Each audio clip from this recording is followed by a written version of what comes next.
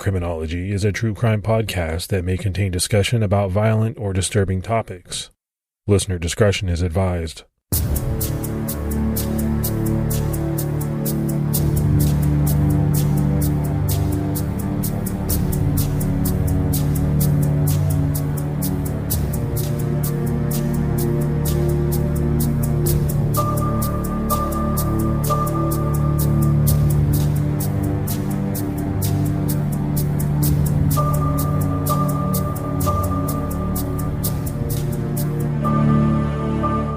Hello, everyone, and welcome to episode 191 of the Criminology podcast. I'm Mike Ferguson. And this is Mike Morford. Mr. Morford, what's going on with you, buddy? Not too much. Just got down a nice, healthy workout and sipping some ice-cold water and ready to relax and do this episode with you. What's new with you? Oh, not a whole lot. So is this part of your New Year's resolution? You're working out, you're getting buff? Is that what we're talking about here? This is it. I've got 50 is the new 20 type thing. So I'm trying to get back to that old thing. Like that's ever going to happen. But always trying to get better. But we're always striving, right? That's it. It's the thought that counts. All right, let's get into our Patreon shout outs. We had Susan Hayes, Unsolved VA, Jody Ray Latronica, Kimmy, and Charlie with an I. So that's a lot of great support. We really appreciate it. Yeah, some familiar names in there too as well that support us on social media and stuff too. So that's really cool. And anyone out there that would like to help support the show, we appreciate it. You can do so by going to patreon.com/criminology. All right, buddy, you've got your workout out of the way for this morning. It's time to jump into this episode. We're heading to California to discuss a really gruesome and disturbing series of murders that occurred there. We know, right? California has had more than its share of infamous serial killers from the 1960s to the 1980s. Killers with monikers like the Golden State Killer, the Night Stalker, the Hillside Stranglers, the Freeway Killer, the Doodler, and the Zodiac roamed California. And then you had many others like Ted Bundy, Ed Kemper, Leonard Lake, and Charles Ng, who prowled the Golden State. But it was a series of murdered young women in Santa Rosa, California, that sort of flew under the radar, that many people, including authorities, believed to be the work of one suspect. And this killer was never identified, nor was the killer ever given one of these sinister monikers. Instead, the series of murders themselves were dubbed the Santa Rosa Hitchhiker murders. Sonoma County is the northernmost county in California's Bay Area. Its current population is almost 500,000 residents, with just under half of those people living in Santa Rosa, its largest city. Santa Rosa, Spanish for Saint Rose, is located in California's wine country. The city, founded in 1833, has been home to people like Charlie Brown creator Charles Schultz, Robert Ripley, creator of Ripley's Believe It or Not, and actress Natalie Wood. It's in Santa Rosa that these shocking murders happened in the 1970s. Much of the information we'll be discussing comes from the website SantaRosaHitchhikerMurders.com, which is run by Deb Silva, who's the foremost expert on this case and spent many years gathering material related to these murders, which began in early 1972. At around 7:30 p.m. on February 4th, 1972, 12-year-old Maureen Sterling and her friend, 13-year-old Yvonne Weber, both students at Herbert Slater Middle School, were dropped off by Maureen's mother at the Redwood Empire Ice Arena on Guerneville Road. The two planned to meet back at the same spot at 11 p.m. to be picked up, but when Maureen's mom arrived, there was no sign of the girls. The last time they were known to be at the ice rink was about 9 p.m., and friends saw them get into a car on Guerneville Road, not far from the rink. News reports at the time include the phrase, either voluntarily or forcibly. So it seems that the witnesses who saw them get into a car could not discern what was actually happening. Police believed they had run away. There were no leads, but really not much of an investigation. Surprisingly, the disappearance of the two middle schoolers didn't garner major news coverage in the San Francisco Bay Area. Police didn't have many clues to work with, and the girls' families were left to wonder what had happened to Maureen and Yvonne. Exactly a month after Maureen and Yvonne vanished, around 5 p.m. on March 4th, 19-year-old Santa Rosa Junior College student Kim Allen left her job at a natural food store in Larkspur, California. She was wearing her aluminum-framed backpack and carrying a 19-pound wooden soy barrel with red Chinese lettering on the side. She hitched a ride as usual, heading to her home on Guerneville Road in Santa Rosa, a distance of about 40 miles. She was dropped off by two men at around 5:30 p.m. at the Bell Avenue entrance of Highway 101 in San Rafael, just a few miles from her job. That was the last time she was seen alive. The next day, on March 5th, Kim's body was found by two high school students at around 2 p.m., face down in the creek below a 20-foot embankment on Enterprise Road in Santa Rosa. An examination of Kim's body revealed that there were scratch marks on her that indicated she had rolled down the embankment, perhaps after being thrown from a vehicle. She still had one gold earring in her ear, and the other wasn't found. Her body was completely nude, and there were ligature marks on her wrists and ankles. Investigators believe she was tortured, very slowly strangled with a rope or wire until she died, which Sonoma County coroner Andrew Johansson estimated would have taken about half an hour. She had been sexually assaulted, and a semen sample was taken from her body. Investigators believe that she had been killed around midnight and then driven to the spot where she was dumped down the embankment. A mark directly uphill from Kim's body led police to believe that whoever had left her there had slipped, possibly injuring himself. About 10 feet below the mark, there was an imprint in the dirt, about 1 foot long and 14 inches deep. Nearby hospitals were alerted to be on the lookout for anyone with a leg injury, but none were reported. The men who dropped Kim off in San Rafael came forward after seeing the news about her murder and were cleared as suspects after one of them passed a polygraph test. At 9:30 a.m. on April 25th, 1972, 20-year-old Jeanette Camahaley left her apartment in Cotati, California, and headed to Santa Rosa Community College about 8 miles away. Her usual method of transportation was hitchhiking from the Cotati on-ramp of Highway 101. A friend heading to pick her up saw her getting into an older-looking pickup truck with a wooden camper shell, driven by a white man in his 20s or 30s with an Afro-style haircut. She was wearing a dark brown top, Levi's jeans, sandals, and gold earrings. At the time, she was carrying a brown leather purse. Jeanette never arrived at the college, and she was never seen again. Later that year, on November 11th, 14-year-old Lori Cursa ran away while shopping with her mother at U-Save Market in Santa Rosa. This wasn't the first time she had run away from home, but she had always come back. She was last seen wearing bell-bottom jeans, brown suede cowboy boots, and a brown leather jacket. As she had done previously, her mother filed a missing persons report with the police department. Lori stayed with friends who remember seeing her on November 20th or the 21st. Less than a month later, on December 14th, 1972, around 3:20 in the afternoon, Lori's body was found 30 feet down an embankment on Calistoga Grade.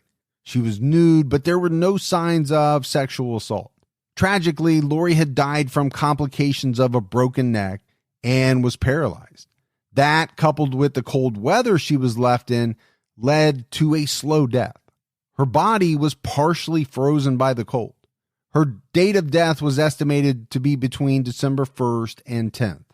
Lori's ear piercings had wire loops in them, with no earrings attached.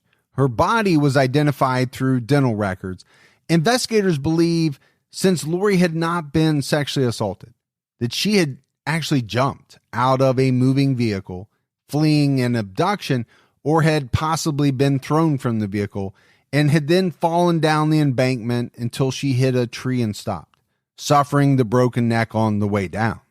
On December 28th, as 1972 was drawing to a close, at around 4 p.m., two teenage boys on Franz Valley Road discovered the remains of Yvonne Weber and Maureen Sterling. Their bodies were 60 feet away from the road, down a steep embankment above Franz Creek. This location was almost 20 miles away from the arena where they were last seen 11 months earlier. No cause of death could be determined due to the state of the remains, which were identified through dental records. A 14-karat gold cross necklace and one earring, which was a metal circle with a lace pattern and orange beads hanging from it, were recovered with the bodies. No clothing was found with or near their bodies. While their disappearance in February 1972 didn't get much news coverage, the discovery of their bodies made headlines. They were officially the 20th and 21st victims of homicide in Sonoma County in 1972, more than double the number of homicides in 1971. On February 6, 1973, at about 7 p.m., Carolyn Davis ran away from her home in Anderson, California. She was wearing a brown leather jacket with a fur collar and faded jeans.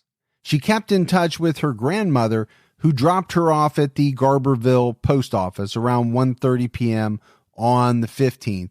She headed toward Modesto, hitchhiking. Just a couple of weeks later, on July 31st, around 7:30 p.m., a motorcyclist investigating a bad smell found Carolyn's body on Franz Valley Road, just about 4 feet from where Yvonne Weber and Maureen Sterling's remains had been found. She was nude, but investigators could not determine if she had been sexually assaulted. The piercing in her right ear, which was her only pierced ear, was empty. There was no damage to the brush on the roadside, so it looked as though her body had actually been thrown over the bushes and down the embankment. Investigators believed her killer was either one very large man or perhaps two people. Carolyn's body was identified through dental records. Her date of death was estimated to be July 20th, 1973. Bizarrely, she had been poisoned with strychnine, which causes intense convulsions and eventually suffocation and death. It would have been a long and painful death for her. A supposed witchcraft symbol is formed out of twigs and rocks at the site where her body was found. It's one large wide rectangle and one smaller narrow rectangle, connected by a line in the middle, with 3 smaller lines outlining the leftmost borders of the large rectangle, and a small line next to the right border of the smaller rectangle. According to Detective Sergeant Erwin Karlstedt, the symbol represents the carrier of spirits. This symbol has reportedly been found at 2 other Santa Rosa hitchhiker murder sites, but it's not clear which the other 2 scenes are. In December 1973, 23-year-old Therese Walsh was visiting friends in the Los Angeles area. She was making her way home to spend Christmas with her husband and son and her parents in Miranda, California. Therese was last seen on December 22nd, 1973, across from Zuma Beach in Malibu. She was carrying an olive green backpack. 6 days later, on December 28th, kayakers on Mark West Creek, just northwest of Santa Rosa, saw Therese's body floating between a rock and a log. It was unclear where her body had actually entered the creek before getting stuck. Rigor mortis was still present, and her death was estimated to have occurred within 2 days of her discovery. Therese's thumbs had been bound together, and then her wrists had been bound together in front of her body and tied to her thighs. Her ankles were bound, and a piece of rope connected her ankles to a loop of rope around her neck and pulled her heels against her rear end. If she had tried to relax her legs at all, she would have tightened the rope around her neck, slowly strangling herself to death. This was a very sadistic method of torturing someone. By this point, the authorities knew that they had a big problem, and that they likely had one killer in Santa Rosa, targeting young women, many of them hitchhikers. But just as police began to put plans together to stop this killer before he struck again, the murder stopped. The final victim connected to this series of murders wouldn't be discovered for another 5 years. On July 6, 1979, the body of an unidentified female was found in Rincon Valley, around 100 yards from where Lori Kursa's body had been found. This currently unidentified woman is called Sonoma Jane Doe, or sometimes referred to as Calistoga Jane Doe. Jane Doe's remains were mostly skeletal, but rope from a clothesline or a Venetian blind cord remained looped around the ankle bones and stretched up the back before looping around the neck 4 times. Investigators found pieces of fabric and grommets, leading them to believe that the body had been transported in a duffel bag of some sort before being dumped in the ravine. Police have put forth the theory that she may have been alive when she was thrown down the embankment and was so tightly tied to prevent her escape. Her right arm had been broken near the time of her death. Reddish brown hair, several teeth, brown thread, and a hard contact lens were found in the soil. According to NamUs, the contact lens was found inside a metal tin with cherries on it. At first, these remains were thought to be Jeanette Camahaley's, but that was ruled out because Jeanette had a dental bridge, and none was found with Jane Doe's remains. There was no sign of any clothing at the scene. Her date of death has been estimated to be sometime between 1972 and 1974. This estimate was due to the fact that for a time after the mid-1970s, hard contact lenses were hard to find. Jane Doe is estimated to have been around 19 years old, 5'3" with brown hair. X-rays revealed that she had once broken her rib. Jane Doe is considered the final victim found in the Santa Rosa Hitchhiker murders. Even though the Santa Rosa Hitchhiker murder stopped, police worked tirelessly trying to find the killer. Many sources online cite a 1975 report by the FBI linking most of these murders, and other murders in the general area, 14 in total, to one suspect. Unfortunately, we weren't able to track down this report, and it looks like most of the references to this FBI report actually cite Wikipedia citation of it, so trust that if you will. It's important to note that the National Center for the Analysis of Violent Crime, which eventually branched off into the Behavioral Analysis Unit, the branch of FBI you're supposed to be seeing on Criminal Minds, was not developed until 1985. DNA was not yet in use when this report was released, so a definitive link to one suspect, especially with multiple causes of death, seems unlikely. All right, Morph, so I think we need to switch gears a little bit and begin talking about suspects in these murders. Over the years, many names have been thrown out by both investigators and online sleuths.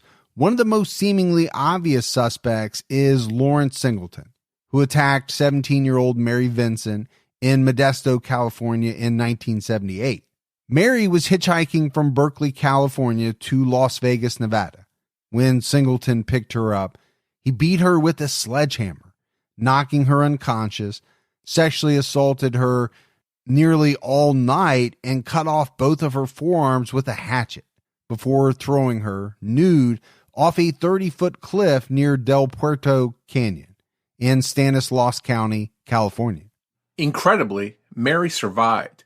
She shoved her arms into the mud to stop the bleeding, and somehow climbed back up the cliff and walked 3 miles before finding a passing car for help. The information she provided led to Singleton, and he was arrested and convicted for the attack, and sentenced to the maximum sentence allowed by state law, 14 years in prison. 14 years for an extremely heinous and violent crime, and in 1987, he was released after only 8 years.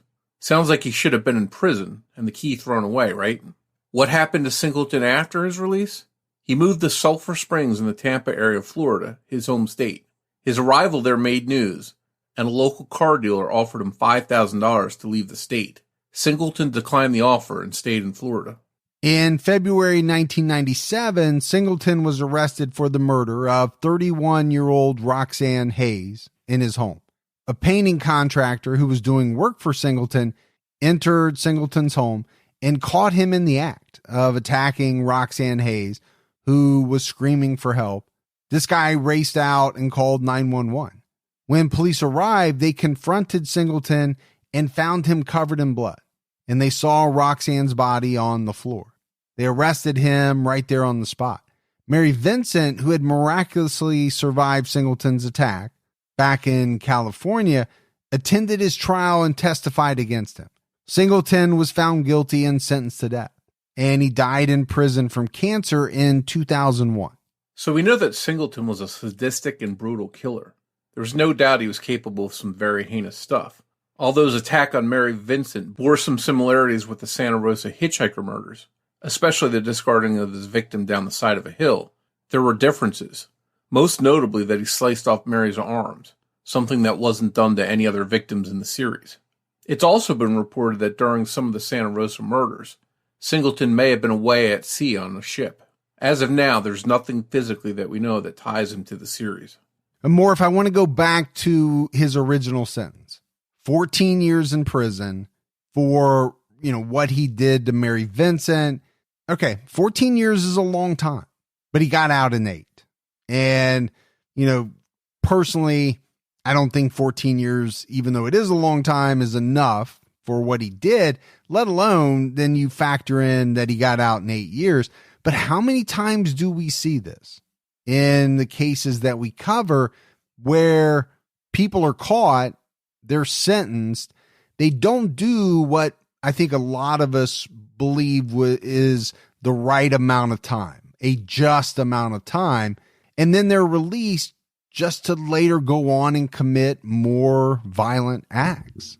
Yeah, it's really frustrating. We talk about it far too often, especially in some of the older cases, because the laws back then were just sort of insane the way that the penalties were. But when you see someone that's capable of doing what he did, chopping this woman's arms off and just throwing her down the hill like a piece of trash, someone like that, it seems like there's no limit on what they might do. They're dangerous. And that's the kind of person you don't want out on the street. But here he was back out on the street, and another woman paid for him being released. Well, and obviously they must have thought after the 8 years he was rehabilitated. And, there's no way for us to know the details around how they came to that conclusion. I think in the final analysis, though, it's pretty easy to see they were wrong. This guy was obviously not rehabilitated. He should have never been let out. But I will agree with you, Morph, on the sentencing guidelines. When you look back during the 60s and 70s, some of them, especially for violent acts against women, were so short that it's ridiculous. Yeah, I always think back to when we covered the Golden State Killer case and some of the statute of limitations on the rapes and police reports and rape kits and things like that getting tossed out because they could no longer be used because the 5-year statute of limitations had expired. It's mind-boggling. In Los Angeles, 6.5 hours south of Santa Rosa, a pair of killers known as the Hillside Stranglers, Kenneth Bianchi and Angelo Buono, left 6 of their victims, who they had strangled to death, nude down steep hillsides. The MO in their murders matched in some ways to the Santa Rosa Hitchhiker murders. The Hillside Stranglers' known crime spree took place between 1977 and 1978, well after the murders in Santa Rosa, but their victims ranged from age 12 to 28, much like the Santa Rosa Hitchhiker murder victims. However, one of the pair didn't even move to California until 1976 and was in Rochester, New York during the period of time when the Santa Rosa Hitchhiker murders took place. So I think when you look at it, obviously there are some parallels there, but I think we can safely rule this murderous pair out for the Santa Rosa murders. Ed Kemper, the co-ed killer's name, has also been thrown out. His victims include 5 female university students in the Santa Cruz area of California. He makes a compelling suspect, since there's a strong similarity in MO. But although the victims in Santa Rosa were the type he usually targeted, he usually dismembered his victims. And Kemper was in custody after April 25th, 1973, leaving him unable to have killed every victim in the series. As recently as 2011, investigators were pursuing a theory that Ted Bundy was a possible suspect. Bundy had claimed to have murdered in California around the time of the Santa Rosa murders. Some people do believe that the reason Jeanette Kamahaley was never found was that she was a victim of Ted Bundy. However, credit card records prove that Bundy was in Washington when Yvonne Weber and Maureen Sterling were abducted, and his method of bludgeoning girls didn't fit with most of the deaths. In September 1981, news reports indicated that 34-year-old Stephen Peter Morin of Novato, California, was wanted for questioning in the deaths of 8 hitchhikers. Morin was also wanted in 3 states on charges of kidnap, rape, and murder. We actually discussed Morin in an episode of Criminology, in our episode about the murder of Kim Bryant. He was suspected in Las Vegas of killing Susan Bellotti, Cheryl Daniel, and Kim Bryant. Morin had a belt in his storage unit that was similar to the one Kim Bryant was last seen wearing. A friend of hers remembered Morin creeping Kim out at the skating rink just 2 weeks before she disappeared, but he was ultimately not the one responsible for her murder. In late 2021, a DNA match found that it had been a 19-year-old Johnny Blake Peterson who killed Kim Bryant. He had never been suspected. Stephen Peter Morin was executed on March 13, 1985 in Huntsville, Texas. Due to Morin's history of attacking hitchhikers, he was considered a suspect in this case. But we don't know if there's anything that ties him to the case as far as physical evidence. In December 1984, a 31-year-old man named Jackie Horvater was arrested on suspicion of kidnapping, sexually assaulting, and trying to murder a 15-year-old who accepted a ride from him near Fortuna, California. He threatened her with a knife before binding her hands with electrical tape and strips of a cut-up t-shirt and then gagging her. After sexually assaulting her, he drove to Hopland, California, let her out of the car, shot her in the head, and kicked her into the river. She was still alive. The bullet had only grazed her head, and she played dead, floating in the river until he left. Horvater was then linked to the murder and sexual assault of 16-year-old Dana Elizabeth Walsh, who he kidnapped in Willits, California on August 24, 1984. She was found in the Eel River in Scotia, California, fully clothed but barefoot with her underwear on inside out. A yellow piece of nylon rope was looped around her neck several times, similar to the Santa Rosa murders of Therese Walsh and Jane Doe. But as far as we know, there is nothing physically that ties him to the Santa Rosa murders. So, Morf, I think, when you look at these last 2 individuals, Morin and Horvater, obviously they were very horrible people. There were some similarities between what they did and the details of the Santa Rosa hitchhiker murders. You could see why authorities would want to take a look at them. But like we said, as far as we know, there's nothing that really ties them to the murders. My takeaway about talking about all these different guys is how frightening is it that there's this many people operating in the same vicinity at the same time. Just California, for as beautiful as it is, it definitely had its share of bad guys doing really bad stuff back then. Yeah, and they overlapped each other. When you look back through the history of California and serial killers, you had a lot of people, bad people, serial killers, kind of operating at the same time, overlapping areas. It is pretty scary when you think about it like that.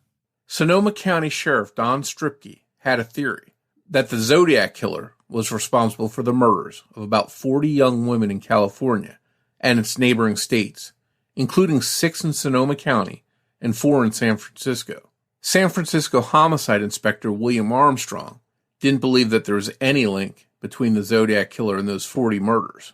Detective Sergeant Erwin Karlstedt, who appeared to agree with Stripke's theory, mentioned a design of twigs and stones found at a remote site where 3 Santa Rosa victims' bodies were found, is representative of an ancient English symbol meaning to carry the souls away, to take them into paradise. This was a common symbol in Old England. Karlstedt added the murders of Yvonne Quillentang, Angela Thomas, Nancy Gidley, and Rosa Vasquez as San Francisco victims that fit the pattern. In a message to the San Francisco Chronicle, his last known letter, the Zodiac Killer claimed that he had 37 victims. However, only 5 murder victims have been confirmed to be the work of the Zodiac. Jeanette Kamahaley is specifically mentioned in the Robert Graysmith books Zodiac and Zodiac Unmasked as a possible Zodiac Killer victim. And of course, Robert Graysmith's favorite Zodiac suspect was Arthur Lee Allen. And as it turns out, Allen lived in the Santa Rosa area for a stretch in the 1970s. By 1989, Detective Sergeant Carlstedt seemed to have changed his tune about who the right Santa Rosa suspect was. Deputy Chief Coroner Tom Seeby and Detective Carlstedt had a theory that two men were responsible for the killings. One, a married man, had died in a car accident in the 70s. The second man was also deceased by 1989, but there's no information given about him. According to Carlstedt, once the two men died, there were no more murders fitting the MO of the Santa Rosa hitchhiker killer. The final named suspect that we're going to talk about in the Santa Rosa hitchhiker murders, Frederick Manali, is also some people's present-day guess for the Zodiac killer. Like Arthur Lee Allen, he was mentioned in Robert Graysmith's book Zodiac Unmasked, although not by name. Graysmith tried to hint that Allen and Manali may have worked as a team in the Santa Rosa murders, although there is no evidence that the two even knew each other. Frederick Manali, a creative writing professor at Santa Rosa Junior College, died in a head-on collision when his van drifted into oncoming traffic on August 25th, 1976. 2 days later, a personal ad ran in the San Francisco Chronicle that read, "Zodiac, your partner is in deep real estate. You're next. The Imperial Wizard can save you. Surrender to him or I'll terminate your case. R.A." Due to the timing of this ad so soon after Manali's death, coupled with the mention of Zodiac and a partner, some people felt that this could have been an indication that Manali was involved in the Zodiac crimes and had a partner. Following Manali's death, his widow found drawings of Santa Rosa victim Kim Allen, a former student of Manali's, and another female student depicted as being hogtied. She also found other drawings of people being whipped. Manali also reportedly had a backpack belonging to one of the 7 victims in the Santa Rosa Hitchhiker series of murders, although it was never disclosed which victim's backpack he had. Kim was one of the victims known to have a backpack.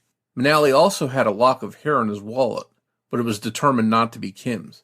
A search into Manali's background revealed that on August 9, 1956, he was arrested in Illinois, where he was a teacher, for threatening a 16-year-old girl, grabbing her wrist in the process. One headline from the next day stated that he was arrested for molesting a girl. On January 29, 1957, the Rockford Morning Star published a blurb about Manali, waiving a jury trial for charges of assault with intent to commit a lewd and lascivious act. Looking at a photo of Manali and a few members of his junior high football team in 1949, when he was just 13, shows that he's the same size as the coach. A large and athletic man standing well over 6 feet tall and a U.S. Army veteran, he would have been able to lift and toss an adult woman, as was theorized in the dumping of some of the victims in the Santa Rosa hitchhiker murders. Before his death, Manali acknowledged police suspicion of him in a letter that he wrote to a colleague. The letter read in part, "I left Santa Rosa under a cloud of paranoia. The cops questioned me at length about the murder of a former student, female. I didn't do it, but there seems to be a young lady, perhaps another former student, I don't know her name, who is vindictive enough toward me to want to see me in the gas chamber. Maybe I gave her a D." So, Morf, I did find this letter interesting. Obviously, Manali felt as though he had to defend himself to the point where he wrote this to a colleague. He admits that he was questioned at length about a murder, but then basically blames it on a young female former student who was vindictive against him. And then I think he's a little glib at the end saying, maybe I gave her a D. Yeah, he ends it with a little bit of humor, and I don't think there's anything funny about it. It sounds like a very serious situation if you're being questioned in a murder. But, the point of this letter is it does verify that he knew he was a suspect and that they were looking at him. But the thing that jumped out at me is, why write the letter at all? Why did he feel as though he had to acknowledge it to a colleague? That kind of jumped out at me. Yeah, unless he felt maybe that this person knew about it and he wanted to clear up rumors that might be going around or whatever.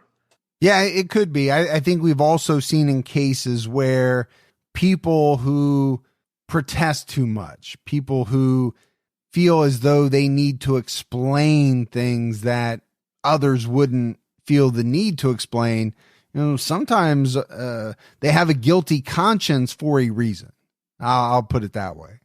Fred Manally's sister came forward saying that if it would help to exclude her brother in the murder, she'd be willing to provide DNA.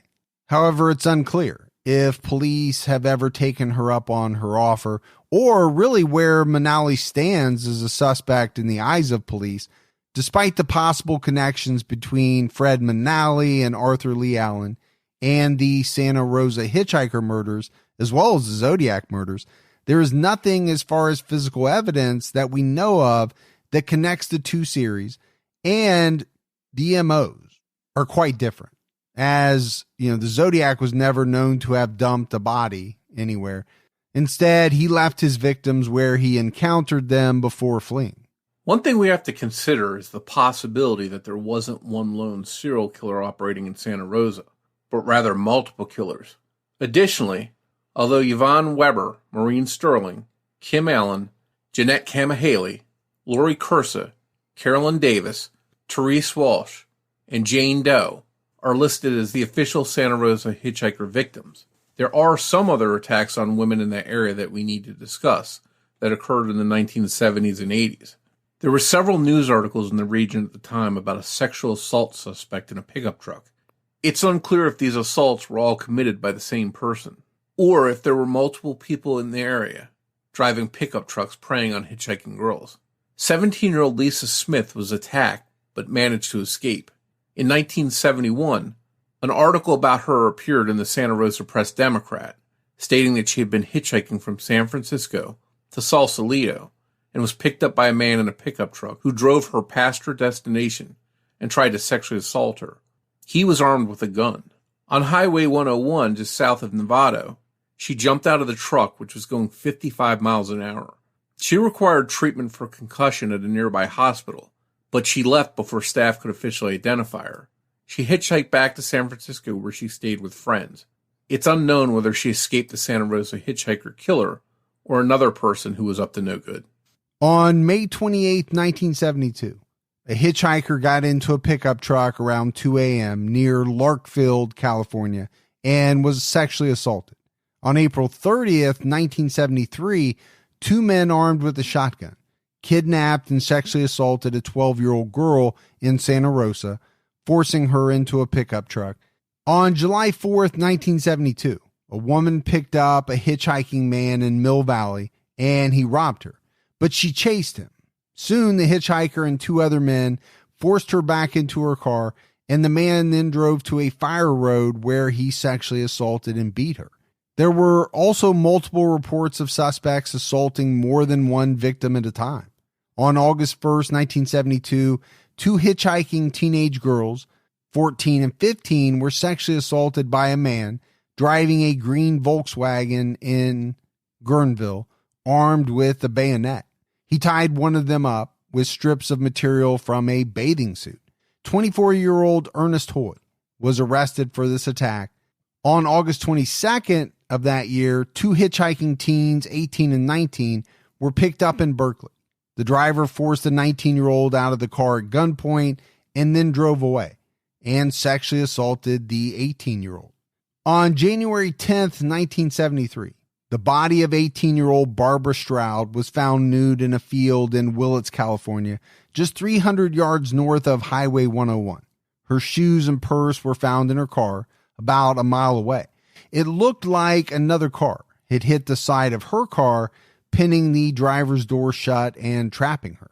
The fabric top of her convertible was damaged by something sharp, such as a knife. It looked to investigators as deliberate. In December 1978, 15-year-old Carrie Graham and 14-year-old Francine Trimble disappeared.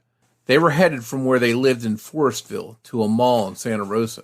They were believed at the time to be runaways. In July 1979, the remains of two bodies were found off Route 20 near Willits, 80 miles from where the girls disappeared. There was one bird-shaped earring found at the scene. These remains weren't identified until 2015 as Carrie Graham and Francine Trimble. Family members confirmed that the earring was Carrie's. On July 8th, 1981, James Karras Jr. kidnapped two women at gunpoint, drove them to Placerville, California, forced them to undress, and sexually assaulted one of them. He told them to put their clothes back on before shooting them both.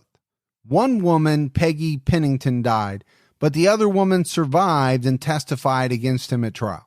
A man named Lawrence Moak, a 28-year-old psychiatric technician, was arrested on charges of forcible rape and perversion involving a 17-year-old Santa Rosa girl hitchhiker.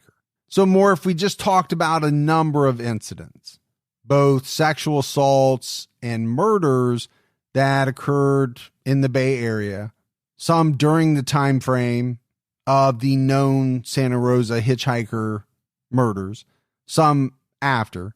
Again, I think it goes back to, okay, there's a lot of bad people out there doing a lot of bad things, but it also ties back to the question, is the Santa Rosa hitchhiker murders a series of murders that was committed by, the same person or persons, or were there just a lot of hitchhikers being sexually assaulted and murdered in and around this area during this time frame?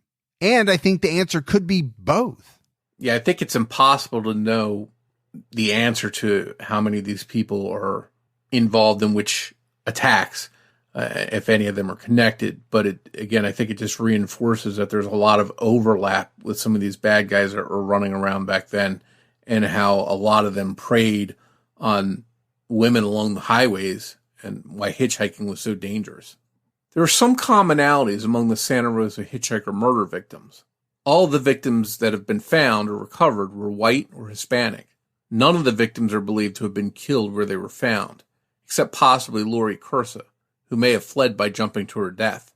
In every death where a cause could be determined, it was determined to be a painful and slow death, almost torture for the victims. There were earrings missing in some cases.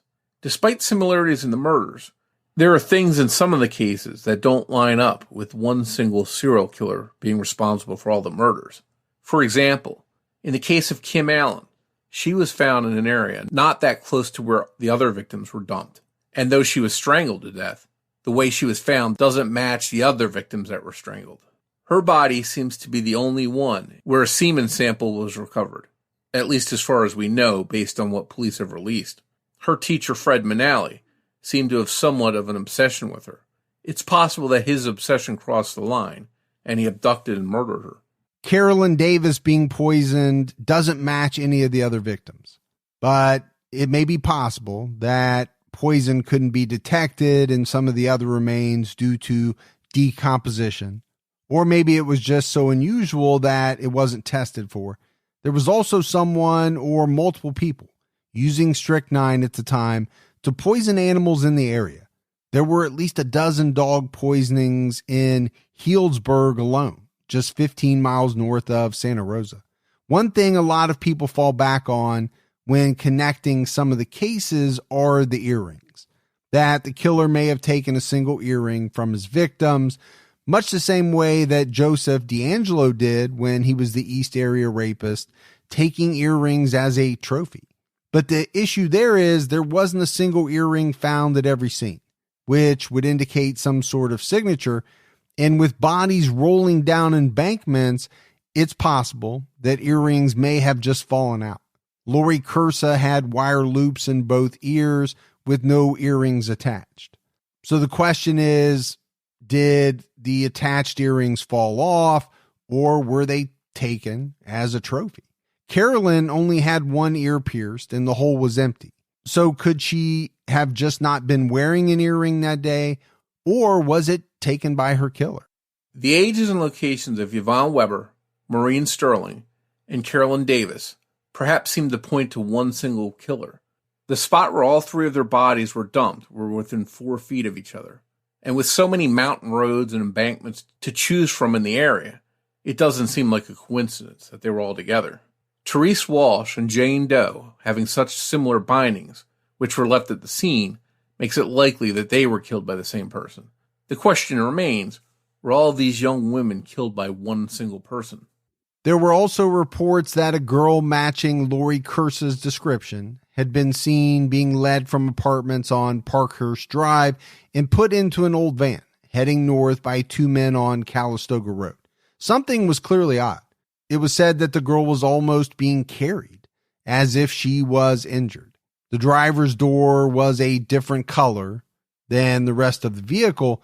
A white man with an Afro-style haircut was waiting in the driver's seat. Unfortunately, the witness's memory was foggy, but the date was sometime between December 1st and 9th of 1972. Again, her body was found on December 14th. This matches the time that authorities believe Lori's neck was broken, and if it was in fact Lori that witnesses saw being put into the van, this puts three men with her. And if these men are responsible for her death, it could be proof of a three-man team of killers. I think it's important to look closer at some of the victims we've mentioned for similarities between them and the details of their cases. Therese, Jeanette, and Kim had noticeably darker hair than the younger victims, who all had blonde or light brown hair. Jane Doe is thought to have had brown hair, possibly auburn. While Carrie and Francine both had light hair, were younger, and the location they were last headed does match with the disappearances of Maureen and Yvonne. They disappeared years after the other victims were found, and long after what is known as the Santa Rosa Hitchhiker murders were thought to have stopped. If they are related, it's likely that they were killed by whoever killed Yvonne, Maureen, and possibly Carolyn. From the location where they were found in Willits, it seems that this points to yet another different killer. Although Jane Doe has never been identified, at least not yet, there are two very compelling possible matches for Jane Doe. In March 1974, 15-year-old Peggy Ann Reed vanished from Guerneville Road near Cottingtown Mall. This is the exact same area where Yvonne and Maureen were seen getting into a car before they disappeared. Peggy was Caucasian with light reddish-brown hair and brown eyes. She had a strawberry birthmark on her neck. She wore glasses and had contact lenses. She may have been hitchhiking at the time she was last seen. Peggy was last known to be wearing brown slacks, a blue shirt with a brown, yellow, and red floral pattern, and she was carrying a small brown purse. It's unknown whether she has been ruled out as a match for Jane Doe. Another possible match for Jane Doe is 20-year-old Pamela Jean Spencer, who was last seen in Santa Monica, California, on January 26, 1973. She was headed to Malibu. She wore glasses, had contact lenses, and was very nearsighted. She may have been wearing brown clawed boots and a brown shirt. The contact lenses, timing, and that she was headed to Malibu, where Therese was last seen, are all things that are hard to ignore. One final victim that we're going to talk about as possibly being connected to the Santa Rosa Hitchhiker murders, though it happened in Arizona, is 21-year-old Deborah Carrick. She was traveling from Maryland to California to attend a wedding. To get across the country, she planned to hitchhike and visit national parks along the way. On September 9th, 1975, her body was found in a canyon off the Little Colorado River, just 13 miles east of Cameron, Arizona. There were signs of blunt force trauma to her head. She was fully clothed but barefoot. There was no sign of sexual assault, but she had been out in the elements for about 3 weeks, making that determination difficult. Deborah had pierced ears, but there's no information available about whether any earrings were found. But the way in which she was killed and the way she was dressed don't really match most of the Santa Rosa Hitchhiker murder victims, but she was a young hitchhiker found in a canyon, just like the rest of the victims who were found tossed down embankments or ravines. So Morf, I think Deborah Carrick is a name that a lot of people mention when they talk about the Santa Rosa Hitchhiker murders. Yeah, I think what really makes it seem possible Deborah was connected to the Santa Rosa Hitchhiker murders is that before her body was even discovered, just 10 days after her last phone contact with her family on August 17th, some of her belongings were found in Santa Rosa at the intersection of Highway 101 and Mark West Springs Road. From that location, If you continue east on Mark West Springs Road, you will pass the spot where Therese Walsh was found. And if you keep going, the road will turn into Porter Creek Road, which will fork off into Franz Valley Road, where Carolyn Davis, Maureen Weber, and Yvonne Sterling were found. According to the Coconino County Sheriff's Cold Case Unit, Deborah met a man named Vern, described as a cowboy, and traveled with him through Wyoming, Montana, and Yellowstone National Park on their way to Denver, Colorado, where on August 16th, her personal calendar noted that she left V. On August 17th, Deborah checked into the Flamingo Hotel in Flagstaff, Arizona, with plans to see the Grand Canyon on the 18th. Investigators tried to link Deborah's murder to a man named William Zamastil, a tow truck driver who had been convicted of 4 murders during which he had sexually assaulted the victims. In one case, he had forced a victim to dress after he assaulted her and before he killed her. But the connection couldn't be made, and Deborah's case remains unsolved.